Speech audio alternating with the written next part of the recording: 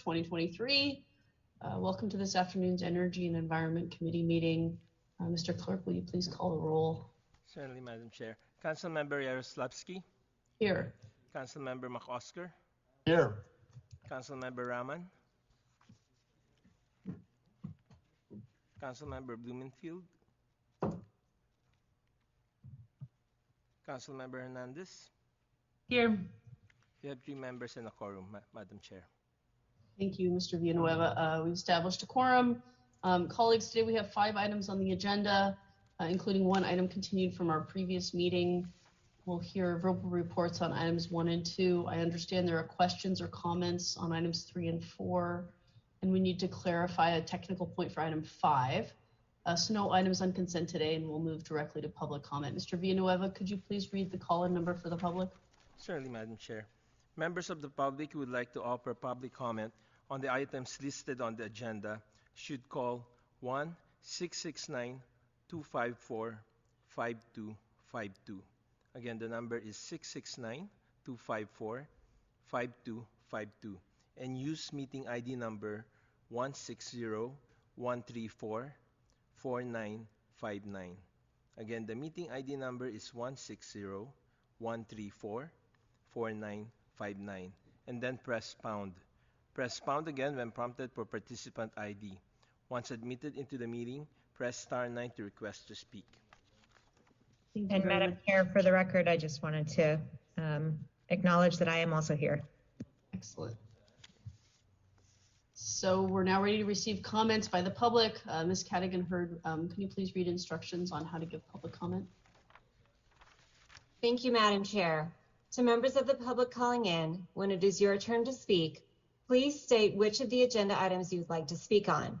You have 1 minute per item to speak, up to 2 minutes total, and 1 minute for general public comment. We will tell you when your time is up. When speaking on the agenda items, you must be on topic. Our goal is to get through as many speakers as we can. If you are not speaking on topic, or if we cannot tell whether you are speaking on a specific agenda item, you will get 1 brief warning from me or the chair. If you do not immediately get clearly on topic, or again straight off topic, the chair will cut you off and you will forfeit the rest of your speaking time, and we will move on to the next speaker.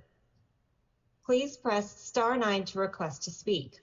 As soon as you hear someone address you on the phone, please press *6 and state your name and state which agenda items you would like to speak on. We know the situation is not ideal, and thank you for your cooperation as we do the best we can. Thank you.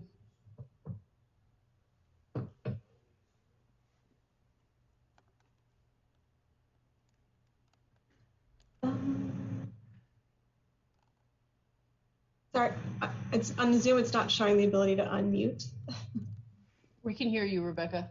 Okay, I mean for me, but I mean the caller. If there's one caller in, and it's whatever. There it goes. Sorry. Okay. Go ahead, caller. What items would you like to speak on? Hi, this is Marlene Fonseca, Executive Director at EAA Union for item 3 and general public comment. Go ahead. You have 2 minutes. Good afternoon, Madam Chair and members of this important Green Committee. EAA represents 5,400 city employees. We're a union that has adopted a similar platform as the Green New Deal and LA's sustainability plan, meaning our union policies, decisions on investments, support, etc., all reflect environmental sustainability. Speaking on the city's sustainability plan, there are targets in place in which the success in achieving them will rely in part on recommendations from this committee. 2 of those include reducing building energy use by 22% by 2025 and reducing vehicle miles traveled by 13% by 2025. A robust telecommuting plan will assist in meeting these targets. As a reminder, approximately 75% of my membership, thousands of employees, were performing 100% of their duties from home for over 2 years and producing at high rates. In addition to all the benefits, including cost savings, a robust telecommuting plan will reduce building energy use and vehicle miles traveled in the city. 2025 is right around the corner. In regards to item 3, this motion is a great start to reducing the carbon footprint in the city, which is another goal laid out in the sustainability plan. EAA members were an integral part of putting the plan together.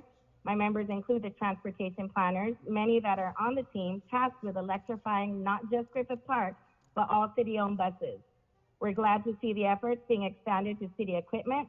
As with anything that takes us further away from the use of fossil fuels, EAA offers full support and any assistance that might be needed. Please feel free to reach out as appropriate.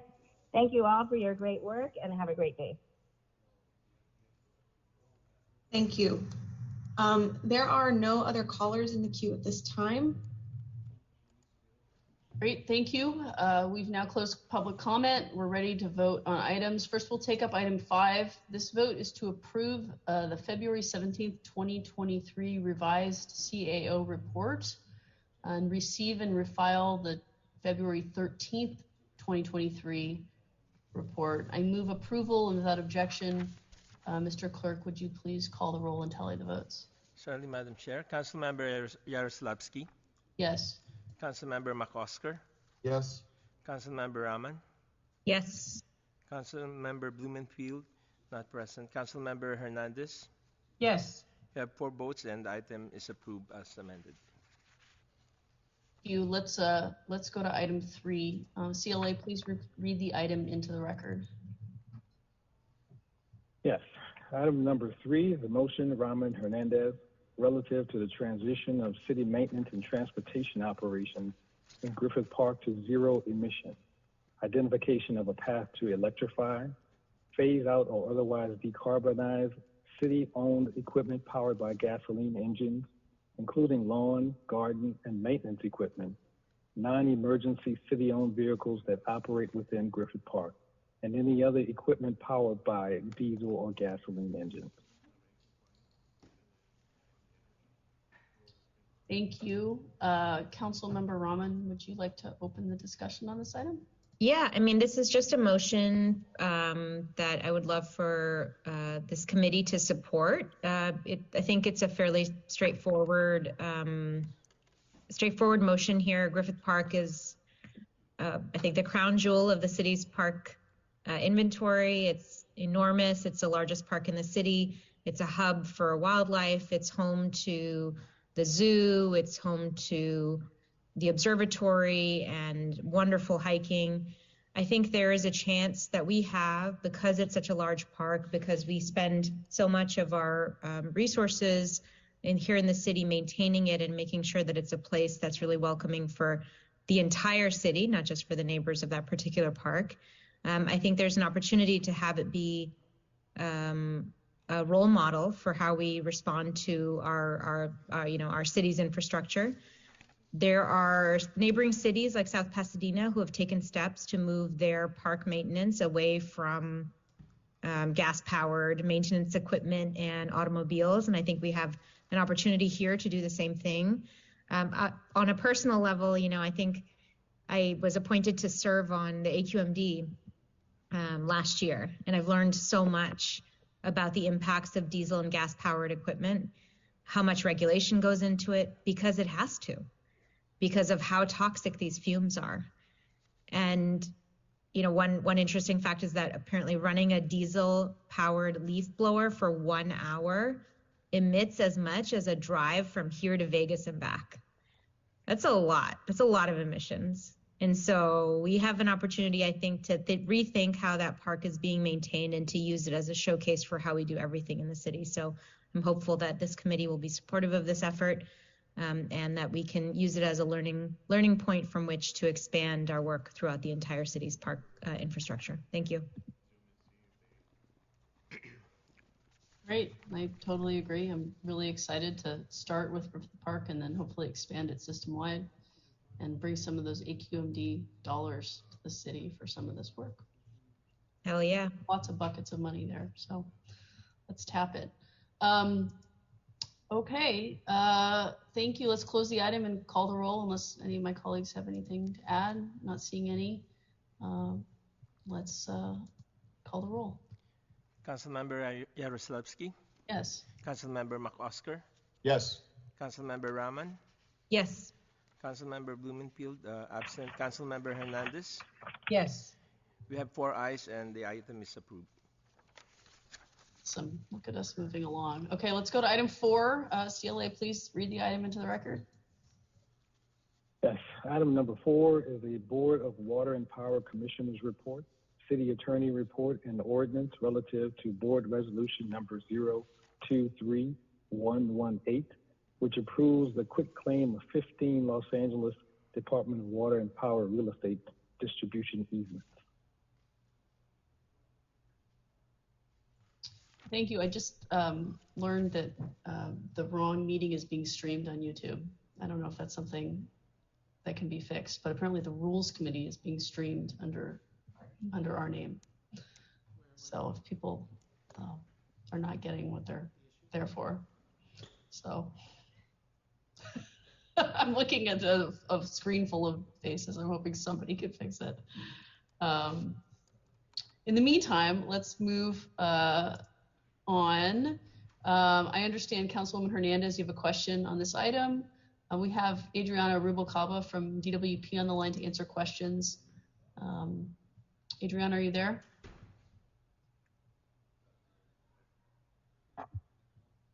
Hi, Chair. This is Freddie Sehar. Okay, great. We actually have our Chief Financial Officer ready to respond to this. That's Ann Santilli, and she's on the line. Okay, great. Councilwoman Hernandez, the floor is yours. Thank you so much, Chairwoman Yaroslavsky. I had a couple of questions. The first one is, of the $96,300 that is being generated from this item, are there any earmarked uses for it to go towards? And the second piece of that question is, are there any plans to allocate this money in a way that alleviates some of the pressures constituents and businesses are facing regarding rising costs of these utilities? Good afternoon, Councilwoman Ann Santilli, the Chief Financial Officer of the Department of Water and Power. The $96,000 is not earmarked. If all of the claims are processed, $25,680 will be deposited into the Water Revenue Fund, and $70,620 will be deposited into the Power Revenue Fund. Those funds will then be available for any authorized use by the Board of Water and Power Commissioners. And as for assisting our customers with their bills, we continue to look for money at the state. Since the beginning of COVID, we have been able to distribute over $375 million to customers to help with utility relief, but this money would just be part of our Water and Power general funds. Got it, thank you. And when you say general funds, what are the expenses, or what are some examples of those expenses from that fund? So under the city charter, there's 9 uses for the funds. It's basically to cover operation and maintenance for on the water side and the power side, salaries, fuel, electricity that we buy to serve our customers, purchase water expense, anything that is needed to promote the delivery of water and power service to our customers. Thank you. And when you mean customers, you're talking about both homes, but also small businesses or businesses? It would be residents, businesses, apartments, anybody who utilizes our services in the city of Los Angeles. Thank you. And you mentioned earlier that you have given millions of dollars in resources to support your customers. Are there any specific line items or programs that have gone to support small businesses in particular? On the small businesses, it's probably more the water, the California water arrearage program that has helped small businesses. I could find out specifically how much money was able to be applied to those accounts. On the power side, we only really received enough money to support residents from the state. Got it, thank you. And last question, and thank you so much for answering my questions. What dictates the percentages that are distributed into the general fund for the DWP, and what dictates it going into that general fund? Is it charter or is it policy? I actually went back and looked at the 15 quitclaim deeds, and there was 4 of them that were held in the possession of the water system as far as needing it for its infrastructure, and the remainder are for all the electric side. So that would be the reason for the distribution. Got it, thank you so much. Thank you. Thank you, colleagues. Any other questions? Okay, seeing none, I move approval of this item. Let's call the roll, please. Councilmember Yaroslavsky, Yes. Councilmember McOsker, Yes. Councilmember Rahman, Yes. Councilmember Blumenfield, he's absent. Councilmember Hernandez. Yes. We have 4 ayes and the item is approved, Madam Chair. Fabulous. Let's move on to item 1. CLA, please read the agenda item into the record. Item number 1 is a verbal update from the Bureau of Sanitation on the Recycler program. Great. I'd like to welcome our presenters for this report, Mr. Alex Halou and Mr. Daniel Myers from the Bureau of Sanitation. We've asked for this verbal report to provide the committee with background and context on this really important solid waste management program. I'd appreciate it if you could deliver your presentation in about 5 to 7 minutes. We'll have questions from the committee after your presentation. Please go ahead. Thank you so much for having us today. So in the interest of time, I'll turn it over to Dan Myers. He's the division manager overseeing Recycla, and he has a PowerPoint that we can go through quickly. Dan? All right. City attorney, I'm sorry. We also have our city attorney with us if there's any questions on the legal side, Adina Hoppenstead. Thank you. Okay, we're done. All right. Well, good afternoon. My name is Dan Myers. I'm with the LA Sanitation and Environment, division manager over the Recycla program. Today, I'll provide a brief overview of the Recycla program, which is the franchise system for the collection of solid resources from city, commercial, and large multifamily properties. Just a little background on who collects from who in the city.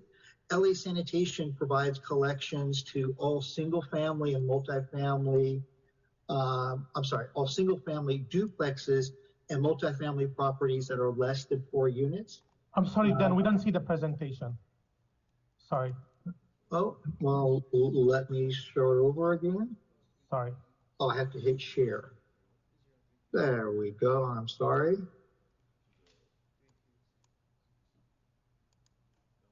Okay. Can you see it now? Okay. So, Recycla collects from all larger multifamily properties, 4 units and more, and all commercial businesses. And then we have other special waste collection like construction and demolition debris that's handled by private waste haulers under our permit system.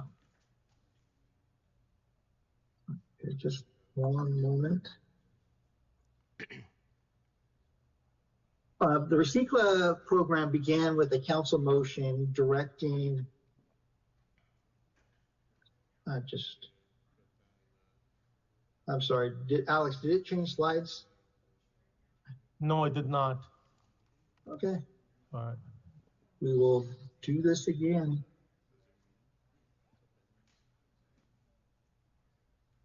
Sorry, one moment.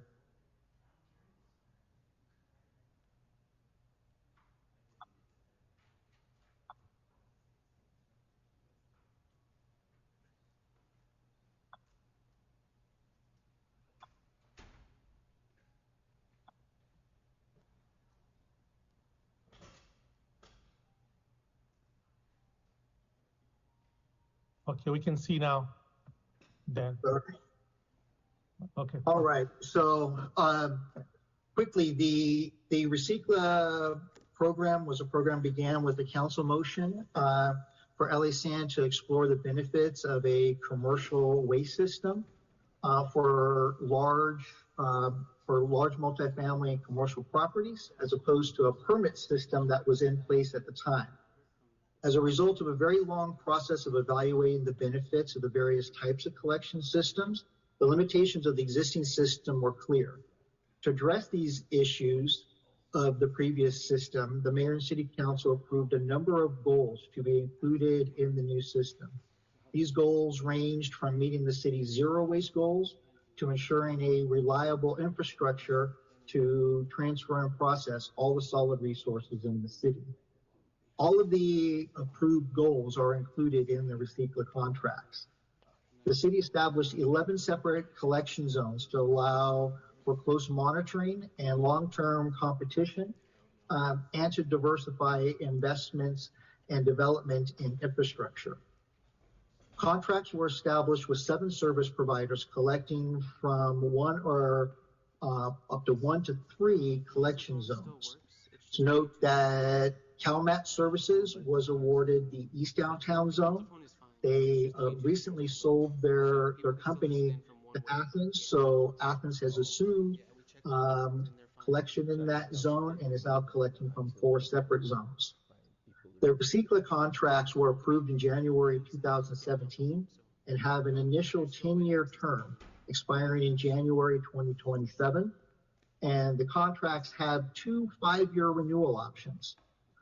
The city will be returning early this year to City Council on recommending next steps regarding the contract expiration.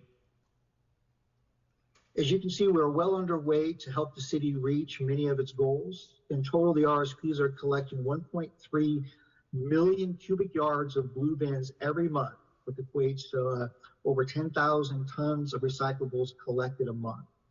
The RSPs have converted their fleet of collection vehicles to clean fuel, low emission vehicles, 574 in total.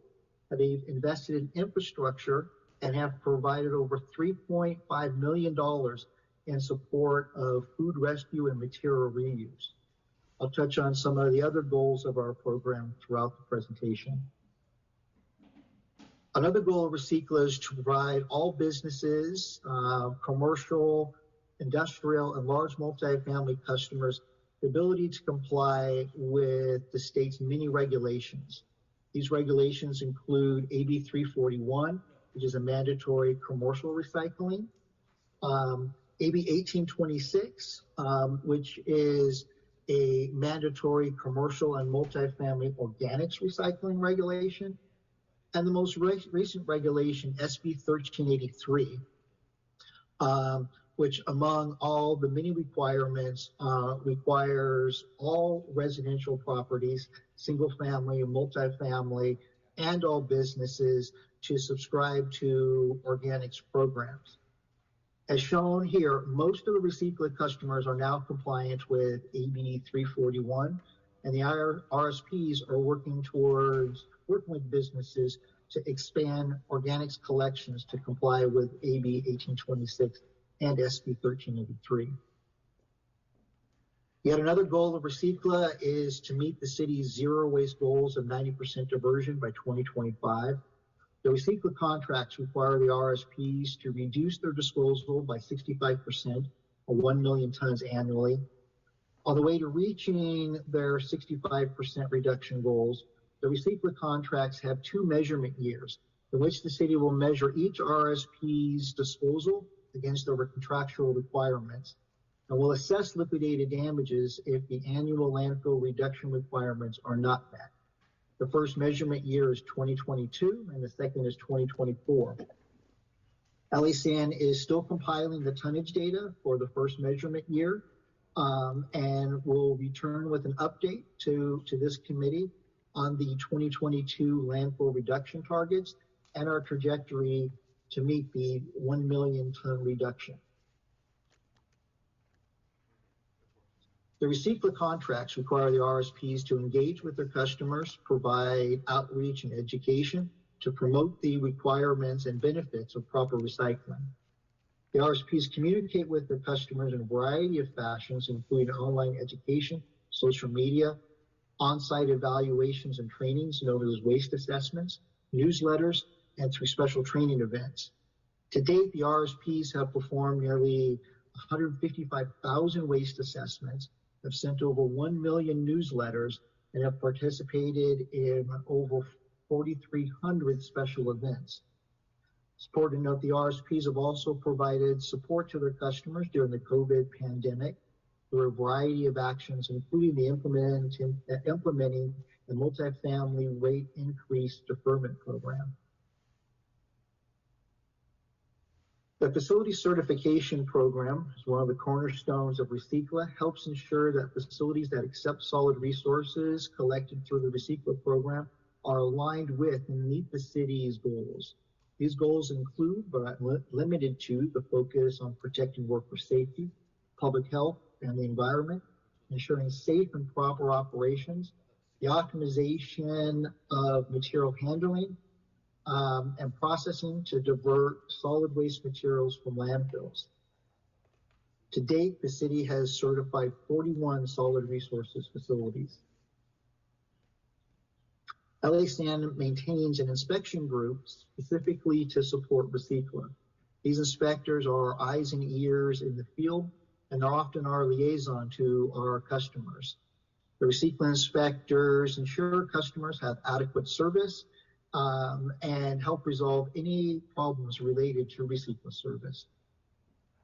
To date, we've conducted over 100,000 inspections related to customer service requests. These include service requests related to waste assessments, miscollections, operational complaints, and billing verifications. We've also performed nearly 20,000 routine inspections intended to validate levels of service and site conditions. We've also completed over 20,000 special project inspections. Through the negotiation process, maximum rates were established tied to service needs. A base rate was established that included both black and blue bin service. The maximum rates for service is tied to the customer service level for their black bin, which includes unlimited blue bin collection at the same frequency. To allow time for the development of adequate organic processing infrastructure, green bin collection was not included in the base rate, however, is provided to customers at an additional cost. The Recicla contracts also include various extra service charges associated with customers' individual site conditions. The most prevalent of these fees are associated with having a bin a certain distance from the property line, which requires extra time for collection, or for certain conditions in which a gate has to be accessed. These are known as distance or access fees. These fees are applied to the collection of each bin type, black bin, blue bin, and green bin. However, under the Removing Barriers to Recycling program, these fees on the blue bin have been paused. I'll talk about that program in more detail on the next slide. There are also certain fees paid by the RSPs to the city that are not passed on to the customer. These include an AB 939 permit fee and a franchise fees. These fees are paid quarterly. The AB 939 fees were established in the AB 939 permit system, and the franchise fees vary by Recicla contracts. In April 2019, LA San and the RSPs implemented the Removing Barriers to Recycling program that incentivizes customers to recycle by removing blue bin access and distance charges for the life of the program. Under this program, RSPs agreed to give 50% of the value of extra services charged for the blue bins, and the city makes up the other 50%. Since the program obligates the city to fund a portion of this program, we have the ability to cease the program, but it is no longer financially viable. LA San is scheduled to provide a full report on the RBR program to this committee in March. In closing, LA San will be returning to this committee with a number of reports this year, beginning with the RBR program report. This concludes my presentation, and we'll be happy to answer any questions.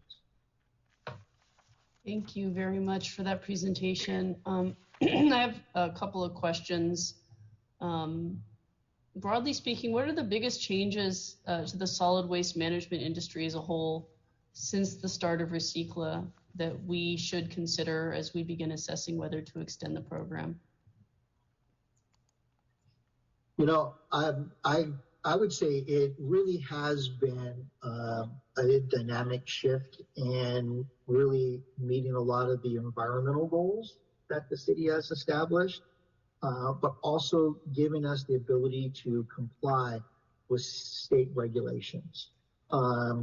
Prior to the recycler system, there were no requirements for offering blue bin service, no requirements for offering green bin service.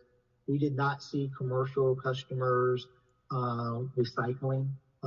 We certainly didn't see any organics collections taking place. So all customers have the ability to comply with state regulations through this program. The city has the ability to comply with its requirements of these regulations by providing those services. We've seen over, I think it's $175 million in new infrastructure. Most of that around the development of organics, but also for improving facilities. These facilities are located, in already environmentally impacted areas. And what we've seen is these facilities are now enclosed, where we had just transfer happening in just open air with just a canopy over the top of it. These all operations now happen within enclosed facilities. I already talked about trucks. It's just our ability to manage our environmental requirements for this industry. Thank you. How much of what goes into recycle bins right now is actually getting recycled? Ballpark. The ballpark, it varies. It varies from around 60% upwards to 75, 80%. We actually monitor that through waste characterization studies. We do about over 1,000 of them every year. That's surprisingly high. That's good to hear. How are we currently measuring success of the program, and how does the sanitation department hold haulers accountable for meeting whatever those targets are? The success of the program, it's measured in a lot of different ways. A lot of what I've already mentioned in terms of what we've done already towards meeting our goals, which is a lot. There's a very heavy lift on meeting the city's goals of diverting 1 million tons of waste by 2025.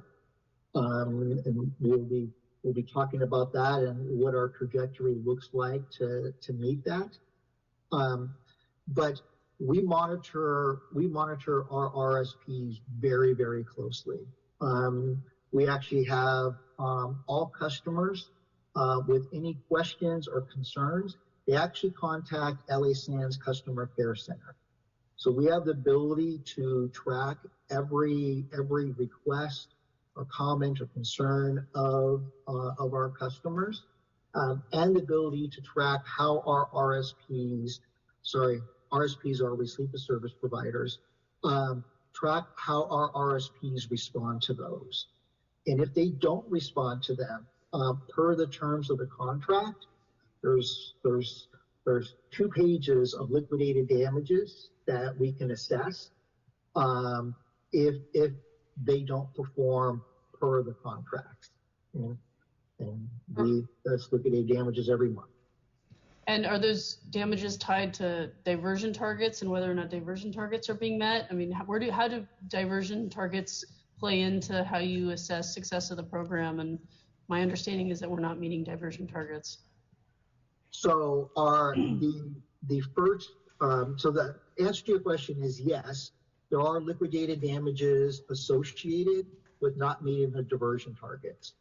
And that's done in 2 periods. One is for 2022, one happens in 2024. Their penalties are substantial. We're still in the process of measuring 2022. to see if our RSPs have met their goals. So I can't report on that. I can tell you when we looked at 2021, they weren't on target to meet their diversion goals. But we are seeing a steep uptick in organic subscription, which I think will have a pretty good impact on moving us towards meeting those goals. Thank you very much. I see I've got two of my colleagues have their hands raised. Councilwoman Hernandez, would you like to? Yes, thank you. Thank you so much, Chairwoman, and thank you, Mr. Myers, for your presentation. It's been very helpful and insightful, and a lot of great information that I think has put a landscape on what this program actually looks like, because I was trying to look it up and I was like, what is this? But the way that you've broken it down is very exciting, and grateful for your time. I have a question regarding the rates. Are there any programs in support of small businesses and small nonprofits for lower rates of service, perhaps a sliding scale? That's my first question. There are not. The rates are set as maximum rates. The RSP could choose to work with businesses, but they have the ability to charge maximum rates. That there isn't a sliding scale in these contracts. Got it. Thank you. Has that ever been considered for some of these contracts? You know, it was not considered when we developed the maximum rates, but it is also based upon their service needs. Mm-hmm. So a small business that might have a small service need does not pay the same rate as a large business with a large service need. So we did base it upon their level of service as opposed to any type of flat rates. Awesome, thank you for that. And in terms of meeting the goals, do you foresee this program being able to significantly reduce waste in landfills and food? Food wanted to decrease after the 65% mandated by 2025?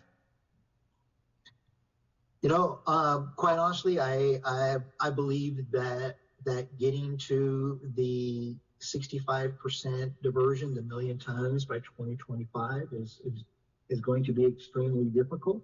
You know, I don't know that we're on the trajectory to get there. This program, however, is the program that can get us there. In terms of the requirement of blue bin service. Blue bin service was set up so that customers can maximize their blue bin service. And in doing so, if they decrease their black bin service, can actually decrease their monthly rates. It's difficult that since organics was not included in the base rate, that's an optional. It's an option. It's optional for the customer to do it for city ordinance and state regulations, but they have to opt in to accept the ban. So that is going to be a difficult hurdle for us to get through. But the franchise system in Recicla is still gets us on the trajectory if we don't get there. Thank you, Mr. Myers. And please, if there's anything we can do to help y'all enhance that, please let us know. But this has been great. Thank you for the information. Thank you, Chairwoman, for letting me ask questions. Thank you so much. Councilwoman Rahman. Thank you. And thank you, Mr. Myers, for your presentation. I wanted to ask, who, before the Recicla program, how were commercial establishments getting these kinds of sanitation services? Who was providing them? They were provided under a permit system. So essentially, any waste hauler that wanted to operate in the city filled out an application, submitted the application. They were all approved as long as they had their business, registration number, and they provided us annual reports. So, before we had hundreds of permitted haulers operating before. We had probably about 30 waste haulers that offered really commercial and multifamily service. But it was just kind of what we consider kind of a race to the bottom. You know, service was offered at the lowest rates that they could afford. Businesses sitting next to each other was paying different rates. We would have a single block with multiple waste haulers operating on a single block. Like I said, no requirements for recycling service, no requirements for organic service, no service related requirements. So we pretty much all the trucks operating in the city were all diesel trucks. So this was the dumping ground for diesel trucks, for businesses that had franchises in other cities, which required clean fuel vehicles. So it was pretty much an unregulated system, other than the requirement to get a permit and pay 89.39. Right, and both commercial establishments and multifamily units basically were never served by LA Sand services. They always went to the private market, and Recicla was basically an intervention into that private market of services for multifamily and commercial establishments. Is that right? Correct. And how did the fees change after the program started for multifamily and commercial establishments? Do you think that mostly people saw their fees increase or decrease, or did it largely stay the same? I believe most businesses saw their fees increase through this program. How much they saw their fees increase? You know, I don't have the data. We could never get the data of what customers were paying prior. Not data that the waste haulers would share with us.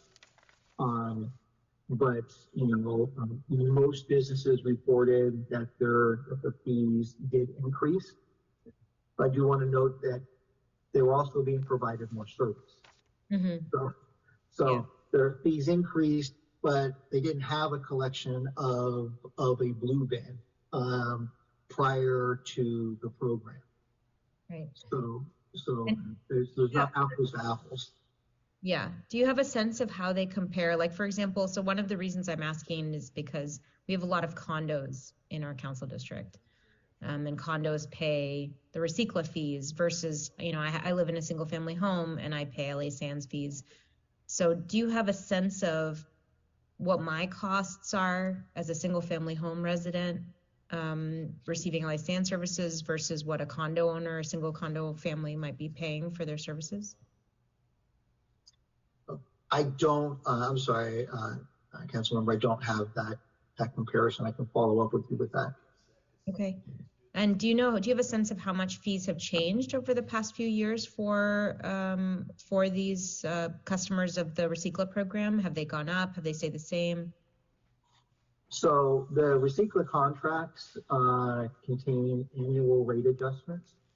Those rate adjustments are tied into a CPI style of rate adjustment. And the Recicla contracts also contain, for a couple of years, increases to account for the increased infrastructure in organics if needed, as well as the adjustment due to the fluctuation in the recycling market. So they've adjusted up every year of the program. And is that similar to how fees have been increased for LA Sand customers as well? No, I don't believe LA Sand customers have had an increase in almost 10 years. I defer to Alex for the exact number. Yeah, the last time we had a rate increase was in 2008. So it's been over 15 years since sanitation had the rate increase. Okay. Well, thank you. This is really helpful. I would appreciate, as we're moving through this process of potentially looking at the contract again, I think understanding comparisons to how, you know, the costs are different for residents of multifamily units versus people who are getting services for the, you know, the same services at single family homes in different pathways, how those costs compare for them, and how these costs have changed. But, you know, if we can get that information about pre-recicla and post-recicla, if we can get a better understanding of those, that would be very useful for me to understand. These are questions that I frequently get when I'm out with the community, talking to small businesses, talking to residents of multifamily units and of condos. And so for me to, you know, kind of understand the impacts of any potential future decisions that the council is making on these, this information would be invaluable for me to have as we move forward. So I would appreciate it very much. Thank you. All right. And thank you again for that presentation. Councilmember McCosker. Great, thank you very much. Thanks for the presentation. I have I think a very remedial question. I mean, the city facilities and city buildings across all departments create a lot of waste. Do RSPs serve any of our city facilities, from convention center to parks to ABHs? Who serves all of our city buildings, city waste stream? So the short answer is LASTAN provides service to all of our city facilities, with some exceptions, like the convention center, which kind of operates outside of the city. And under that, it is the Receipt-less service provider that provides service to the convention center. So I'm sorry. Thank you very much. Go ahead. No, there was another part of the question. Is that sort of is that the outlier? What would you say the mix is of RSPs serving city facilities? Like, for example, let's take ABH type facilities. Who services them? City San? So, Alex? Yeah, sanitation handles most of city facilities. We provide service to DWP. We provide for LAX trash, recycling. There's also a line that between us and the RSPs. For example, private businesses at LAX get their services from the RSP Athens. In addition, we do have, we provide ABH. There are some areas in ABH that have contracted out, but our LSD team and others provide those services. And it's because in sanitation, we do not like to enforce ourselves on the customers. For example, at the Port of LA, we were providing services to the recycling group, but the other group wanted to go with the private. So we did the protocol for a while, then we moved, then they wanted to this one. So it's kind of segmented in certain so it is departments, fire department, police, sanitation. So it is kind of a hybrid, and we obviously have goals for our city created trash streams, and maybe it's not suitable here, Madam Chair, for this meeting, but how are we doing? And tell me if it's not, and if there's a separate meeting for this. You know, how are we doing compared to the goals that we set for our RSPs? How are we as a city doing from our city waste stream, the creation of our facilities? I can answer that in 30 seconds or less. Good. Last year, there was a instruction from council to make us a zero waste city. Right. We have put the foundation in place. We'll be launching organics program at City Hall and city facilities. We are looking for ambassadors from different departments. So we are doing our target to reach zero waste. As a city, we generate over 2.6 million tons of trash. 1 million comes from sanitation, 1.6 million, the one Dan was showing, comes from the private. Our goal is to become a zero waste city. There'll be about 200,000 reduction from sanitation. It's about 1 million have to come from the RSPs. And the reason for that is because for over 30 years, we've been doing a lot of great stuff in sanitation, organics. We've been doing over 500,000 tons a year in green waste. We've done over 200,000 tons of recyclables. So we had all that. So we're going after the smaller elements. Great. Alex, thank you very much. Madam Chair, thanks. Appreciate it. Dan, thank you. Great. Thank you so much for the discussion. Thanks, Dan, for being here. We're going to close this verbal report, move to our next agenda item. CLA, please read the agenda item number 2 into the record. Item number 2 is a verbal update from the Climate Emergency Mobilization Office on implementation of their work plan. Wonderful. Thank you, Mr. Sutton-Wills. For this agenda item, we'll be hearing a verbal report from Ms. Marta Segura, Executive Director of the city's Climate Emergency Mobilization Office, or CMO, and who's also the city's Chief Heat Officer.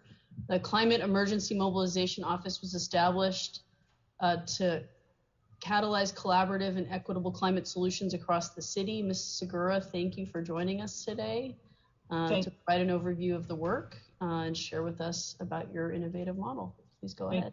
You have about 5 minutes. Great. Thank you so much for the invitation to present today to this wonderful Energy and Environment Committee. I like the shortness of the name now.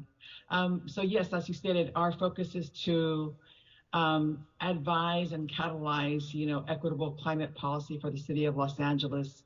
I'm also the designated Chief Heat Officer, so another focus is extreme heat and climate adaptation. And as you probably know, extreme heat is Los Angeles's primary climate hazard. We now have data from the UCLA heat risk map on the excess deaths and hospitalizations that happen every year. So that's been really sobering, and it is one of my goals to get that number down year after year with the changes that we're making to policy and addressing extreme heat with an early warning system and a heat action plan. Part of my directive last year was to ensure that the city had a heat action plan, and that we co-created with the planning department a climate vulnerability assessment that would further inform the city's strategies for both climate solutions and extreme heat solutions. In addition to that, we're going to continue to work on equitable building decarbonization for existing buildings this year to ensure that the recommendations that we co-created last year with the community and that were confirmed by the Climate Emergency Mobilization Commission are integrated and help advise the existing building decarbonization policy that the City Council is considering.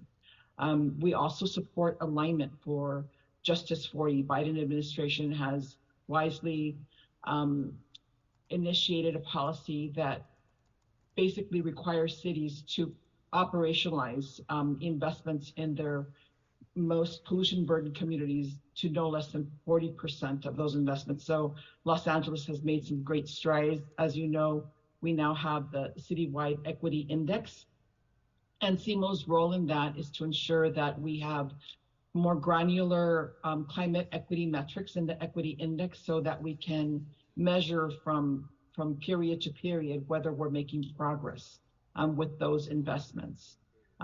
We're also here to support how the city can maximize opportunities from federal, state climate resilience grants. This year, we're applying to no less than 3 of those, and we're supporting the applications of other departments because of Justice 40. Environmental justice partnerships are required for more and more of those federal grants, and departments are still navigating how to demonstrate that in their applications.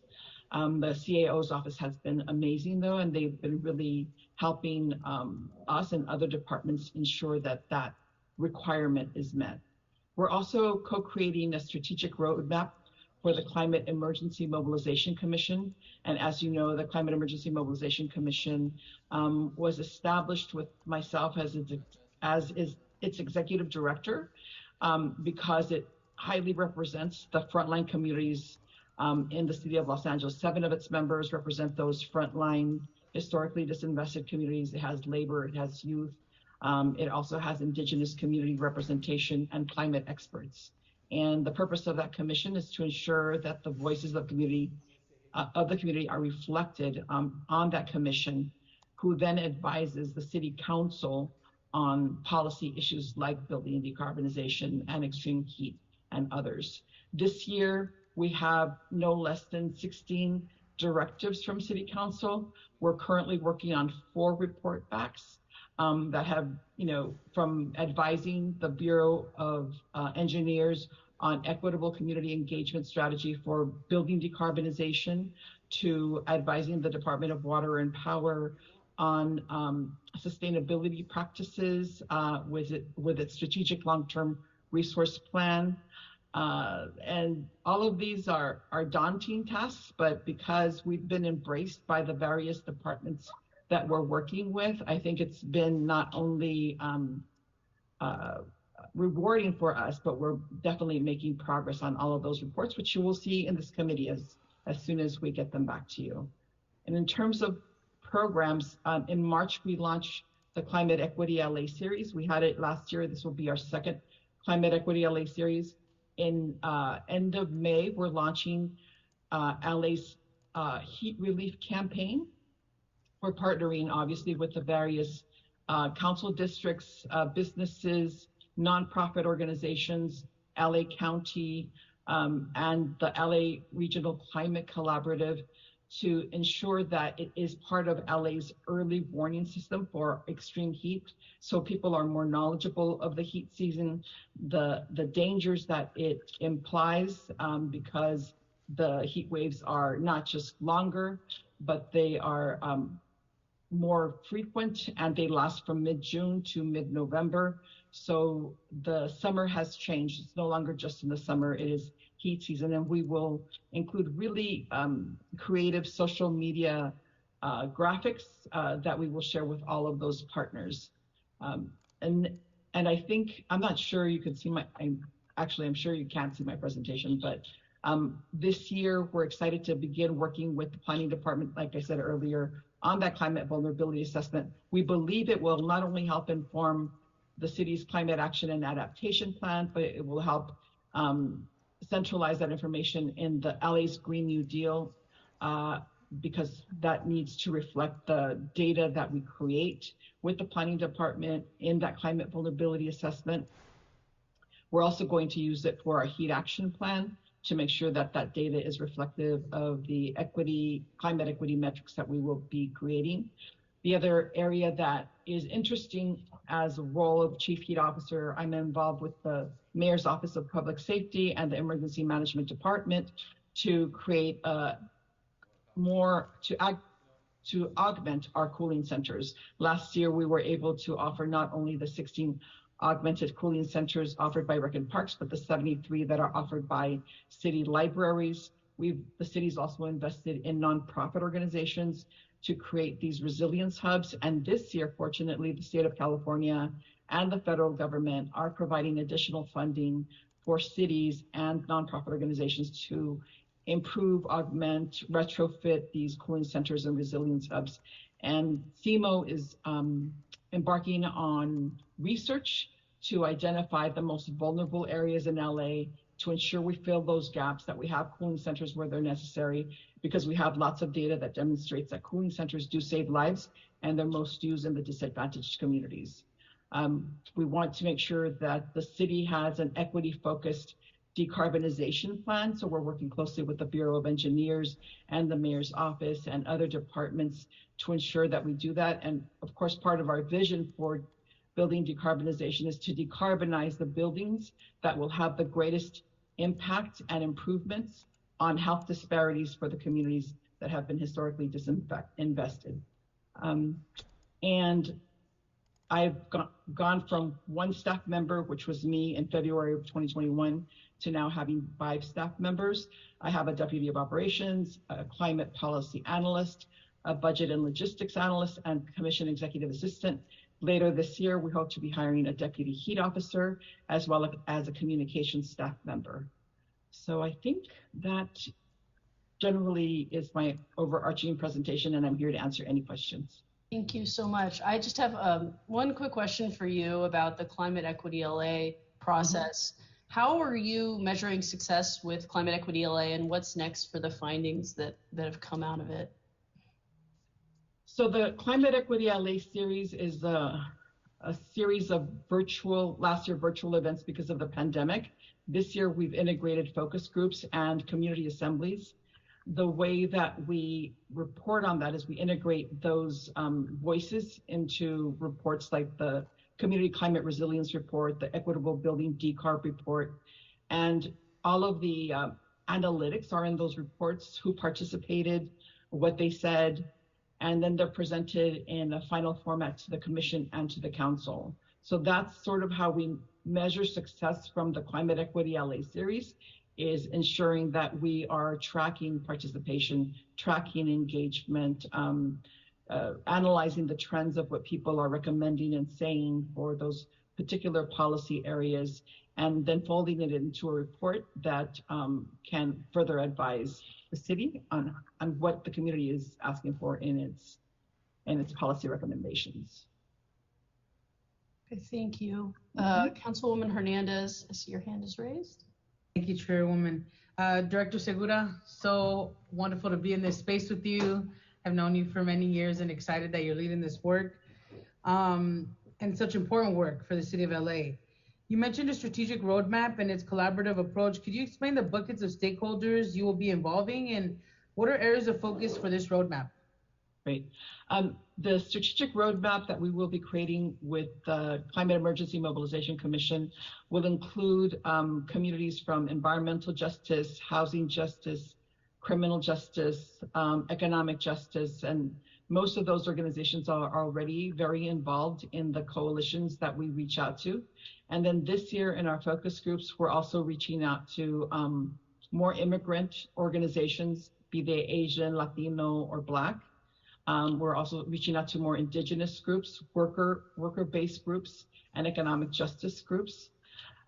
So last year, for example, we had a huge influence of housing organizations in our building decarbonization report.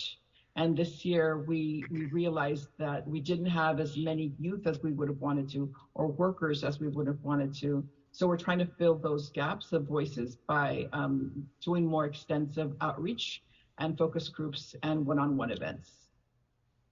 Thank you, Director. And the last question is, right now that there's, this blizzard storm hitting LA, my team and myself are like figuring out different ways where we can create, respite for folks experiencing homelessness in particular in our district. We added some cots at some recreational centers. And so it makes me think about the cooling centers, preparing for what is coming, which is definitely a heavy summer. Wanting to know, how are these locations identified? Is there any way that we can work together to uplift, potential cooling centers within our district? Just trying to think about creating a spectrum of access, right? Because we'll have elders who will want to go, but maybe folks who are experiencing homelessness don't want to be in those same spaces and they want their own. So how we work together to make it happen. Yeah, that's a wonderful question. I'm so glad you asked it. Basically, the way that I think council can support is once we present our equity map for cooling centers, which identifies the highest areas of need, you can let us know whether we've missed something. We've missed something in your district. We've missed something that we didn't account for. But basically, we want to make sure that we have more cooling centers or which are /resilience hubs that could be used in any weather or disaster scenario, right? And in addition to being these resilience hubs, we also want them to be areas of social cohesion and building awareness, not just on how to be more heat adapted or climate adapted, but how to be at places of healing. So for example, we want to include the peace and healing centers from the Civil Human Rights and Equity Department to be part of this network of resilience hubs that services our community. So I think once we have that analysis in place, you all can let us know if we're missing something. The other thing that we created last year is the Cool Spots LA app. It includes all of the augmented cooling centers, the 73 libraries, hydration stations, bus shelters, and we're adding to it as long as the city keeps adding these resources and shelters, we're going to add to the School Spots LA app, and that's being diffused by the Emergency Management Department through our social media campaign, through our heat relief campaign, by the media. The media pays a lot of attention to these storms, as whether they're heat storms or storms like we have today, and they have really been a great partner in sharing this proactive information. And I can share that with your staff so that they can share it with you. And I'm more than happy to present to each and every one of you individually so that you can help advise these strategies. Thank you. Thank you. Okay, seeing no other hands, I really appreciate the discussion. Thank you so much, Ms. Segura. We'll close this verbal report. Mr. Clerk, are there any other items before us today? The desk is clear, Madam Chair. Wonderful. So members, thank you for your participation today. Thanks to all the staff and those who joined us for public comment. Thanks for bearing with us on the YouTube stream issue. Have a great weekend. This meeting is adjourned. Thank you. Thank you. Thank you.